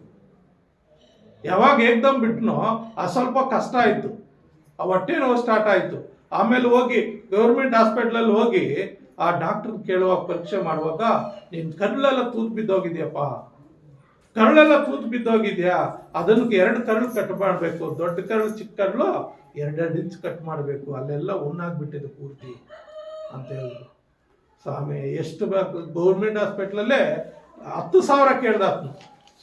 ನಿಜವಾಗಿ ಹೇಳ್ಬೇಕಂದ್ರೆ 10 ರೂಪಾಯಿ ಡಾಕ್ಟರ್ ಕೊಡೋಕೆ ನನ್ನ ಹತ್ರ ಇರಲಿಲ್ಲ. ನಾನು ಡ್ರೈವರ್ ಬೈದು, ಏನೋ 10 ರೂಪಾಯಿ ಗತಿ ಇಲ್ಲ ನಿನ್ನ ಹತ್ರ ಅಂತೇಳಿ 10 ರೂಪಾಯಿ ಡ್ರೈವರ್ಗೆ ಕೊಟ್ಟ. ನನ್ನ ಡಾಕ್ಟರ್ ಕೊಟ್ಟು ಆಮೇಲೆ ಸ್ವಾಮಿ ಏನೋ ಒಂದು ವ್ಯವಸ್ಥೆ ಮಾಡಂತ ಹೇಳುವಾಗ ಆತನೇನೋ ಕೆಲವು ಮಾತ್ರೆಗಳು ಬರ್ಕೊಟ್ಟ. ಆ ಮಾತ್ರೆಗಳು ತಿಂತಾ ಇರು, ಮತ್ತೆ ನಿಧಾನವಾಗಿ ಅದು ಸರಿ ಹೋಗ್ಬೋದು ಅಂತೇಳಿ. ಆದರೆ ನಾನು ಎಲ್ಲಕ್ಕಿಂತ ಮಿಗಿಲಾಗಿ ನಾನು ದೇವ್ರ ಮೇಲೆ ನಂಬಿಕೆ ಇಟ್ಬಿಟ್ಟೆ. ದೇವರೇ, ಮಕ್ಕಳು ಚಿಕ್ಕ ಮಕ್ಕಳಪ್ಪ, ನಾನು ಸತ್ತೋದ್ರೆ ನನ್ನ ಮಕ್ಕಳಿಗೆ ಯಾರ ಗತಿ? ನೀನೇ ನನ್ನನ್ನು ಬದುಕಿಸ್ಬೇಕು, ನೀನೇ ನನ್ನ ಕಾಪಾಡಬೇಕು ಅಂತೇಳಿ ಯಾವಾಗಲೂ ದೇವರನ್ನು ಪ್ರಾರ್ಥನೆ ಮಾಡ್ಕೊಳ್ಳೋದು. ಆವತ್ತಿಂದ ಇವತ್ತಿಗೂ ನನ್ನ ಕರಳು ಏನೂ ಆಗಲಿಲ್ಲ. ಇವತ್ತು ಚೆನ್ನಾಗಿ ಆರೋಗ್ಯವಾಗಿದ್ದೀನಿ. ನನ್ನ ಜೊತೆಯಲ್ಲಿ ಇದ್ದಂಥ ಕುಡುಕರೆಲ್ಲ ಸತ್ತೋಗ್ಬಿಟ್ರು. ಆವಾಗಲೇ 10 ವರ್ಷ, ಅದು 15 ವರ್ಷ ಕೆಲವರ ಸತ್ತೋಗಿ. ಇನ್ನೊಬ್ಬರು ಇದ್ದಾನೆ, ಅವನು ಹುಚ್ಚನಾಗಿದ್ದಾನೆ. ಆ ರೀತಿ ಅಷ್ಟು ಗೌರವವಾಗಿ ಜೀವಿಸ್ತಾ ಇದ್ದಂಥ ನಮ್ಮನ್ನ ನಾವೇನು ಮಾಡಿದೆ, ನನ್ನೆಲ್ಲ ಭಾರನ ಆತನ ಮೇಲೆ ಹಾಕ್ಬಿಟ್ಟೆ. ನೀನು ಭೂಯಾತ್ರೆ ಸಿದ್ಧ ಬೇರೆ ಆತನ ಮೇಲೆ ನನ್ನ ಭಾರ ಎಲ್ಲ ಆತನ ಮೇಲೆ ಹಾಕ್ಬಿಟ್ಟೆ. ನಿಜವಾಗ್ಲೂ ಬೈಬಲ್ ಓದುವಾಗ ಅದೇ ವಾಕ್ಯ ದೇವ್ರು ನನಗೆ ಕೊಟ್ಟ, ನೀನು ಭಾರ ನನ್ನ ಮೇಲೆ ಹಾಕ್ತಿ. ಇಲ್ಲಾಂದ್ರೆ ಎಷ್ಟು ಚಿಂತೆ ಮಾಡ್ತಾ ಇದ್ನೋ. ಮತ್ತೆ ತಿಳಿದೋದ್ರೆ, ದೇವರೇ, ಈ ನೋವುಗಳು, ಮೈಕೈ ನೋವುಗಳು, ಕಲ್ಲುಗಳು ಹೊತ್ತು ಮರಳುತ್ತಿ ತುಂಬ ಬಾಧೆ ಪಡ್ತಾ ಇದ್ದೆ. ಒಂದ್ಸಾರಿ ಬೈಬಲ್ ಓದುವಾಗ ದೇವರ ವಾಕ್ಯ ನೀನು ಭಾರ ನನ್ನ ಮೇಲೆ ಹಾಕು, ನಾನು ಬಿಡುಗಡೆ ಕೊಟ್ಟು ನೋಡ್ರಿ, ನನ್ನ ರೋಗದೆಲ್ಲ ಭಾರಗಳನ್ನು, ಪಾಪದೆಲ್ಲ ಭಾರಗಳನ್ನು ದೇವ್ರ ಮನೆಯಲ್ಲಿ ಹಾಕ್ಬಿಟ್ಟೆ. ದೇವರು ಮಾಡಿ ಸಂಪೂರ್ಣವಾಗಿ ಬಿಡಿಸಿ ಇವತ್ತು ಆತನ ಸೇವೆ ಮಾಡಲಿಕ್ಕೆ ಒಂದು ಸೇವಕನಾಗಿ ನನ್ನನ್ನು ಆರಿಸ್ಕೊಂಡಿದ್ದಾನೆ. ಹಾಗಾಗಿ ಕೆಲವು ರೋಗಗಳು ಹೋಗ್ಬೇಕಂದ್ರೆ, ಕೆಲವು ಪಾಪಗಳು ಹೋಗ್ಬೇಕಂದ್ರೆ ಏನು ಮಾಡಬೇಕು? ಉಪವಾಸದಿಂದ ಪ್ರಾರ್ಥನೆ ಮಾಡಬೇಕು. ಕೆಲವು ಕುಟುಂಬಗಳಲ್ಲಿ ಏನೋ ಕಷ್ಟಗಳಿರ್ತದೆ, ಸಮಸ್ಯೆಗಳಿರ್ತದೆ, ಕುಟುಂಬದಲ್ಲಿ ಗಂಡ ಹೆಂಡತಿ ಮಧ್ಯದಲ್ಲಿ ಸಮಾಧಾನ ಇರೋಲ್ಲ. ಅಂತ ಸಂದರ್ಭದಲ್ಲಿ ಮಾಡಬೇಕು, ಪ್ರಾರ್ಥನೆ ಮಾಡಬೇಕು. ಪ್ರಾರ್ಥನೆ ಮಾಡ್ತಾರೆ, ದೇವರಿಗೆ ಮೊರೆ ಇಡೋದಾದ್ರೆ ದೇವರೆಲ್ಲ ಸಮ ಮಾಡ್ತಾನೆ, ಎಲ್ಲ ಸಮಾಧಾನ ಕೊಡ್ತಾನೆ. ಹಾಗಾಗಿ ಅಲ್ಲಿ ಆ ವ್ಯಕ್ತಿ ಈ ವ್ಯಕ್ತಿಗೆ ಏನು ಮಾಡಿದೆ ದೇವರು? ನಿನ್ನ ಪಾಪಗಳು ಕ್ಷಮಿಸಲ್ಪಟ್ಟಿದೆ. ಪಾಪಗಳು ಕ್ಷಮಿಸಲ್ಪಟ್ರೆ ಮಾತ್ರನೇ ರೋಗ ನಿಲ್ತದೆ. ಪಾಪಗಳು ಕ್ಷಮಿಸಲ್ಪಟ್ರೆ ಮಾತ್ರನೇ ಮನುಷ್ಯ ಜೀವಿತ ಬದಲಾಗುತ್ತೆ. ಪಾಪ ಕ್ಷಮಿಸಲ್ಪಟ್ರೆ ಮಾತ್ರನೇ ಮನುಷ್ಯ ಅಭಿವೃದ್ಧಿ ಆಗೋಕ್ಕಾಗುತ್ತೆ. ಪಾಪಗಳು ಕ್ಷಮಿಸಲ್ಪಟ್ರೆ ಮಾತ್ರನೇ ದೇವರ ಕೃಪೆ ಅವ್ರ ಮೇಲೆ ಬರ್ತದೆ. ಪಾಪ ಯಾವಾಗ ಕ್ಷಮಿಸಲ್ಪಡಲು ದೇವರ ಮಹಾಕೃಪೆ ಅವ್ರ ಮೇಲೆ ಬರೋದಿಲ್ಲ, ಆಶೀರ್ವಾದ ಬರೋದಿಲ್ಲ. ಎಷ್ಟು ಕೆಲವು ಕ್ರೈಸ್ತರು ನೋಡ್ರಿ, ಎಷ್ಟು ವರ್ಷಗಳಾದ್ರೂ ಹಂಗೇ ಇದ್ದಾರೆ, ಒಂದು ಚೂರು ಅವ್ರ ಬದಲಾವಣೆ ಆಗಿಲ್ಲ, ಒಂದು ಚೂರು ಅವ್ರ ಮೇಲಕ್ಕೆ ಬಂದಿಲ್ಲ, ಹಾಗೇ ಇದ್ದಾರೆ ಎಷ್ಟು ವರ್ಷಗಳಾದ್ರು. ಕಾರಣ ಅವರು ಚರ್ಚಿಗೆ ಬರ್ತಾ ಇದ್ದಾರೆ, ಅವರ ಪಾಪ ಕ್ಷಮಿಸಲ್ಪಟ್ಟಿಲ್ಲ, ಪಾಪ ಕ್ಷಮಿಸಲ್ಪಟ್ಟಿಲ್ಲ. ಅವ್ರೇನಾಗಿದ್ದಾರೆ? ನಾಮಧೇಯ ಕ್ರೈಸ್ತರಾಗಿದ್ದಾರೆ. ಬರುವಾಗ ಮಾತ್ರ ಚರ್ಚಲ್ಲಿ ನೆಮ್ಮದಿಯಾಗಿರ್ತಾರೆ, ಶುದ್ಧರಾಗಿ ಕಾಣ್ತಾರೆ. ಆಚೆ ಹೋದ್ರೆ ರಡ್ಡೊಚ್ಚ ಮೊದಲೆತ್ಕೊ, ರಡ್ಡೊಚ್ಚ ಮೊದಲೆತ್ಕೊ, ಅದೇ ರಾಗ ಅದೇ ಹಾಡು. ಹಾಗಾಗಿ ಆಗಿರಬಾರ್ದು. ಕ್ರೈಸ್ತ ಮಕ್ಕಳು ನಾವು ನಮ್ಮ ಪಾಪಗಳು ಕ್ಷಮಿಸಲ್ಪಡ್ಬೇಕಂದ್ರೆ ನಾವು ದೇವರ ಸನ್ನಿಧಿಗೆ ಬರಬೇಕು. ಆ 4 ಜನ ಅವರು ಕರ್ಕೊಂಡು ಬಂದಿದ್ದಕ್ಕೆ ಆ ವ್ಯಕ್ತಿಯ ಪಾಪ ಕ್ಷಮಿಸಲ್ಪಡ್ತು. ಆ ವ್ಯಕ್ತಿ ಪಾಪಗಳು ಯಾವಾಗ ಕ್ಷಮಿಸಲ್ಪಡ್ತು ಅವಾಗ ಆ ವ್ಯಕ್ತಿಯ ರೋಗ ನೀಗಿತು. ಆಮೇಲೆ ಆತನು ಆ ಕ್ಷಣದಲ್ಲೇ ತನ್ನ ಹಾಸಿಗೆಯನ್ನು ಸುತ್ತಕೊಂಡು ಮನೆಗೆ ಹೋಗ್ತಾನೆ. ಅಷ್ಟು ಅದ್ಭುತವಾದ ರೀತಿಯಲ್ಲಿ ದೇವರು ಶಕ್ತಿಯನ್ನು ಆತನು ಕೊಟ್ಟಿದ್ದಾನೆ. ಹಾಗಾಗಿ ಪ್ರಿಯ ನನ್ನ ಸಹೋದರ ಸಹೋದರಿ, ನಾವು ಏನು ಮಾಡಬೇಕಂದ್ರೆ ದೇವರಲ್ಲಿ ಉಪವಾಸದಿಂದ ಏನಾದರೂ ಸಮಸ್ಯೆಗಳು ಬಂದಿಯಾ, ಉಪವಾಸದಿಂದ ಪ್ರಾರ್ಥನೆ ಮಾಡುವಾಗ ದೇವರು ಖಂಡಿತ ಏನು ಮಾಡ್ತಾನೆ? ಒಂದು ನಿಯಮ ಮಾಡ್ಕೊಳ್ರಿ. ಒಂದಿಷ್ಟು ಸಮಯ, ಒಂದು ಅರ್ಧ ದಿವಸ ಅಂದರೆ ಬೆಳಿಗ್ಗೆ 6 ಗಂಟೆಯಿಂದ ಸಾಯಂಕಾಲ 6 ಗಂಟೆ ಗಂಟ, ದಿನಕ್ಕೆ 24 ಗಂಟೆಗಳು. ಒಂದು ಅರ್ಧ ದಿನ ಅಂದರೆ 12 ಗಂಟೆಗಳ ಕಾಲ ದೇವರ ಸನ್ನಿಧಿಯಲ್ಲಿ ಇರಬೇಕು. ಒಂದು ದಿವಸ ಅಂದರೆ 24 ಗಂಟೆಗಳು ದೇವರ ಸನ್ನಿಧಿಯಲ್ಲಿ ಇರಬೇಕು. ಸನ್ನಿಧಿಯಲ್ಲಿದ್ದು ಪ್ರಾರ್ಥನೆ ಮಾಡುವಾಗ ದೇವರು ಕ್ಷಮಿಸ್ತಾನೆ, ದೇವರು ಮನ್ನಿಸ್ತಾನೆ, ದೇವರು ಆರೋಗ್ಯ ಕೊಡ್ತಾನೆ. ದೇವರಿಗೆ ಅಸಾಧ್ಯವಾದದ್ದು ಯಾವುದಿಲ್ಲ. ಹಾಗಾಗಿ ಖಂಡಿತವಾಗ್ಲೂ ನಮ್ಮ ದೇವರು ಒಳ್ಳೆಯವನು, ಒಳ್ಳೆ ಕಾಳು ಮಾಡಲ ಆತನ ಶಕ್ತನಾಗಿದ್ದಾನೆ. ಪಾಪಗಳು ಕ್ಷಮಿಸಲಕ್ಕೆ ಆತನ ಸದಾ ಕಾಯ್ತಾ ಇದ್ದಾನೆ. ನಾವೇ ಆತನ ಹತ್ರ ಹೋಗ್ತಾ ಇಲ್ಲ, ನೀವೇ ಆತನ ಹತ್ರ ಹೋಗ್ತಾ ಇಲ್ಲ.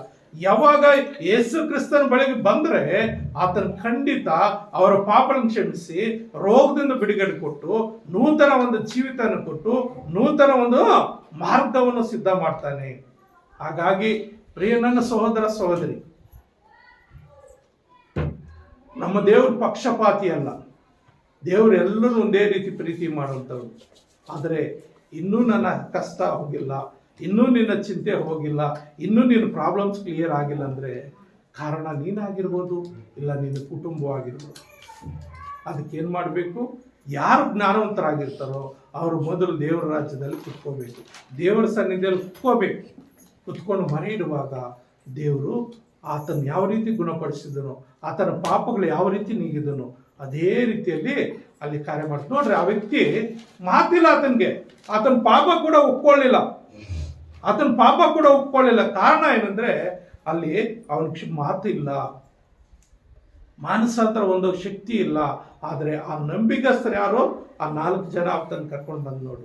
ಹಾಗೆ ಆ 4 ಜನ ಆತನ ಕರ್ಕೊಂಡು ಬಂದಿದ್ದಕ್ಕೆ ಆತನೆಲ್ಲ ಅಲ್ಲಿ ಸ್ವಸ್ಥತೆ ಕೊಟ್ಟ. ಹಾಗೆ ಆ 4 ಜನದಲ್ಲಿ ನೀನು ಒಬ್ಬಳಾಗಿರಬಹುದು.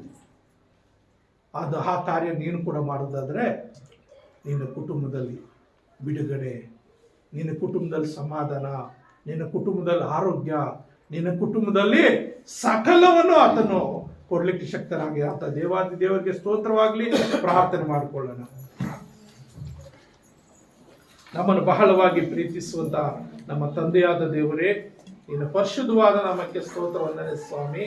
ಕರ್ತನೇ, ಈ ಸಮಯದಲ್ಲಪ್ಪ ನಿಮ್ಮನ್ನು ಸ್ತುತಿಸ್ತೇವೆ, ಕೊಂಡಾಡುತ್ತೇವೆ, ಕನಪಡಿಸ್ತೇವೆ, ಮಹಿಮೆ ಪಡಿಸ್ತೇವೆ. ನನ್ನ ಏಸಯ್ಯ, ನನ್ನ ದೇವರೇ ಅಪ್ಪ, ಈ ಸಮಯದಲ್ಲಿ ಕರ್ತನೆ ಒಬ್ಬ ಪಾರ್ಶ್ವವಾಯು ರೋಗಿಯನ್ನ ನೀನು ಸ್ವಸ್ಥತೆ ಮಾಡಿದ್ದನ್ನು ನಾನು ನೋಡಿದ್ವಿ ಸ್ವಾಮಿ. ಪಾಪಗಳು, ಹೌದು ಸ್ವಾಮಿ, ಒಬ್ಬ ಮನುಷ್ಯನಲ್ಲಿ ಹಲವಾರು ವಿಧವಾದ ಪಾಪಗಳು ಉಂಟಾಗ್ತವೆ ಸ್ವಾಮಿ. ಹಲವಾರು ಪಾಪಗಳು ಆತನಲ್ಲಿ ಹೊರಬರ್ತವೆ ಸ್ವಾಮಿ. ಎಲ್ಲ ಪಾಪ ಕ್ಷಮಿಸಲ್ಪಟ್ಟರೆ ಮಾತ್ರನೇ ಸ್ವಸ್ಥತೆ, ಆರೋಗ್ಯ, ಸಮಾಧಾನ, ನಿತ್ಯ ಜೀವಿತ ಕೊಡ್ಲಿಕ್ಕೆ ನೀನು ಶಕ್ತನಾಗಿದೆಯಪ್ಪ. ಹಾಗಾಗಿ ನಿನ್ನ ಬಳಿಗೆ ಬರೋವರನ್ನ ನೀನು ತಳ್ಳಿ ಬಿಡೋದಿಲ್ಲ ಸ್ವಾಮಿ. ಯಾರ್ಯಾರು ನಿನ್ನ ಬಳಿಗೆ ಬರ್ತಾರೋ, ತಮ್ಮ ಪಾಪಗಳು ಒಪ್ಕೊಳ್ತಾರೋ, ಕ್ಷಮಾಪಣೆ ಕೇಳ್ತಾರೋ, ಅವ್ರು ಕ್ಷಮಿಸಲು ನೀನು ಶಕ್ತನಾಗಿದೆಯಪ್ಪ. ಅಂಥವ್ರನ್ನ ರಕ್ಷಣೆ ಮಾಡ್ಲಿಕ್ಕೆ ನೀನು ಶಕ್ತನಾಗಿದೆಯಪ್ಪ. ಅಪ್ಪ, ಮನ ಮರುಗುವ ದೇವರು ಸ್ವಾಮಿ, ಕಣ್ಣೀರು ಒರೆಸುವಂತ ದೇವರು ಅಪ್ಪ, ಆರೋಗ್ಯದಾಯಕ ನೀನಾಗಿದೆಯಪ್ಪ. ಅಪ್ಪ, ನಿನ್ನ ಮಾತುಗಳು ಕೇಳಿ ನಿನ್ನ ಮಾತುಗಳಿಗೆ ಅನುಸಾರವಾಗಿ ಜೀವಿಸುವಂತವ್ರಿಗೆ ನೀನು ಆರೋಗ್ಯ ಕೊಡ್ಲಿಕ್ಕೆ ಶಕ್ತನಾಗಿದೆಯಪ್ಪ. ಅದಕ್ಕಾಗಿ ಸ್ತೋತ್ರ. ಹೆಚ್ಚು ಕಡಿಮೆ ಏನಿಲ್ಲ, ಎಲ್ಲರೂ ಪಾಪ ಮಾಡಿ ದೇವರ ಮಹಿಮೆಯನ್ನು ಹೊಂದದೇ ಹೋಗಿದ್ದಾರೆ ಎಂಬುದಾಗಿ ನಿನ್ನ ವಾಕ್ಯದಲ್ಲಿದೆ ಸ್ವಾಮಿ. ಹಾಗಾಗಿ ಸ್ವಾಮಿ ಅಪ್ಪ, ನಾವೆಲ್ಲರೂ ಪಾಪಿಗಳೇ ಸ್ವಾಮಿ. ನಮ್ಮ ಪಾಪಗಳು ಬಿಡುಗಡೆಗಾಗಿ ನೀನು ಈ ಲೋಕಕ್ಕೆ ಮನುಷ್ಯ ಕುಮಾರನಾಗಿ ಬಂದು ಅಪ್ಪ, ಆ ಕಲ್ವರಿ ಶಿಲುವೆಯಲ್ಲಿ ನಿನ್ನ ರಕ್ತವನ್ನು ಸುರಿಸಿ ಸ್ವಾಮಿ. ಆ ರಕ್ತದಿಂದ ನಮ್ಮ ಪಾಪಗಳು ಪರಿಹಾರ ಮಾಡಿದ್ದೀವಿ ಸ್ವಾಮಿ. ರೋಗಗಳಿಂದ ಸ್ವಸ್ಥತೆ ಕೊಟ್ಟಿದ್ಯಪ್ಪ, ಬಿಡುಗಡೆ ಕೊಟ್ಟಿದ್ಯಪ್ಪ, ಸ್ವಸ್ಥತೆ ಕೊಟ್ಟಿದ್ಯಪ್ಪ. ಇನ್ನು ಯಾರ್ಯಾರಿಗೆ ಅನಾರೋಗ್ಯ ಇದೆಯೋ ಅವರೆಲ್ಲರೂ ಮುಟ್ಟು ಸ್ವಾಮಿ, ಅವರೆಲ್ಲರೂ ಮುಟ್ಟು ಸ್ವಾಮಿ. ಬಿಡುಗಡೆ ಕೊಡು ಸ್ವಾಮಿ, ಬಿಡುಗಡೆ ಕೊಡು ಸ್ವಾಮಿ. ಅವರ ಪಾಪಕ್ಕೆ ಪ್ರಾಯಶ್ಚಿತ್ತ ಪಡುವಂತೆ, ಪಶ್ಚಾತ್ತಾಪ ಪಡುವಂತೆ ದೇವರೇ ಏಸಯ್ಯ, ನೀವು ತಾನೇ ಅವ್ರ ಹೃದಯದಲ್ಲಿ ಕಾರ್ಯ ಮಾಡಪ್ಪ. ನಿನ್ನ ಸನ್ನಿಧಿ ಬರುವ ಹಾಗೆ ದೇವರೇ, ನಿನ್ನಲ್ಲಿ ಅಪ್ಪ ಮರ ಇಡುವ ಹಾಗೆ ದೇವರೇ, ನಿನ್ನಲ್ಲಿ ಸ್ವಸ್ಥತೆ ಹೊಂದಿಕೊಳ್ಳುವ ಹಾಗೆ, ಸ್ವಸ್ಥತೆಗೆ ಮೊದಲು ಪಾಪಗಳು ಕ್ಷಮಿಸಲ್ಪಡುವ ಹಾಗೆ ಸ್ವಾಮಿ. ಪಾಪಗಳು ಕ್ಷಮಿಸಲ್ಪಟ್ರೆ ರೋಗ ತಾನಾಗಿ ತಾನೇ ಹೋಗುತ್ತೆ ಸ್ವಾಮಿ. ಹಾಗಾಗಿ ಕರ್ತನೆ, ಪ್ರತಿಯೊಬ್ಬರ ಮೇಲೆ ನಿನ್ನ ಅಮೂಲ್ಯವಾದ ಅಪ್ಪ ಆ ಒಂದು ರಕ್ತವನ್ನು ಪ್ರೋತ್ಸಾಹಿಸಿ ಸ್ವಾಮಿ. ಪ್ರತಿಯೊಬ್ಬ ಶಾಪ, ಪಾಪ, ರೋಗಗಳು ಬಿಡುಗಡೆ ಕೊಟ್ಟು ಸ್ವಾಮಿ. ಮನುಷ್ಯನಲ್ಲಿರುವಂತ ಎಲ್ಲ ಪಾಪ ಕಾರ್ಯಗಳನ್ನು ಬಿಡುಗಡೆ ಕೊಟ್ಟು ಸ್ವಾಮಿ. ನಿನ್ನ ಪರಿಶುದ್ಧ ಮಾರ್ಗದಲ್ಲಿ ಜೀವಿಸುವಂತೆ ದೇವರೇ ಅಪ್ಪ, ಈ ಮಾತುಗಳು ಕೇಳುವಂತ ನಿನ್ನ ಮಕ್ಕಳೆಲ್ಲರನ್ನ ಅಪ್ಪ ನೀನು ಆಶೀರ್ವದಿಸಬೇಕೆಂಬುದಾಗಿ, ನೀವೇ ಮಹಿಮೆ ಅಂದುಕೋಬೇಕೆಂಬುದಾಗಿ ನಮ್ಮನ್ನು ನಾವು ತಗ್ಗಿಸಲ್ಪಡುತ್ತ ಸ್ವಾಮಿ. ನಿನ್ನ ನಾಮವನ್ನು ಘನಪಡಿಸುತ್ತ ಸ್ವಾಮಿ. ಯೇಸು ನಾಮದಲ್ಲಿ ಪ್ರಾರ್ಥಿಸಿ ಬೇಡುತ್ತೇನೆ ತಂದೆಯೇ, ಆಮೆನ್. ಆಮೆನ್.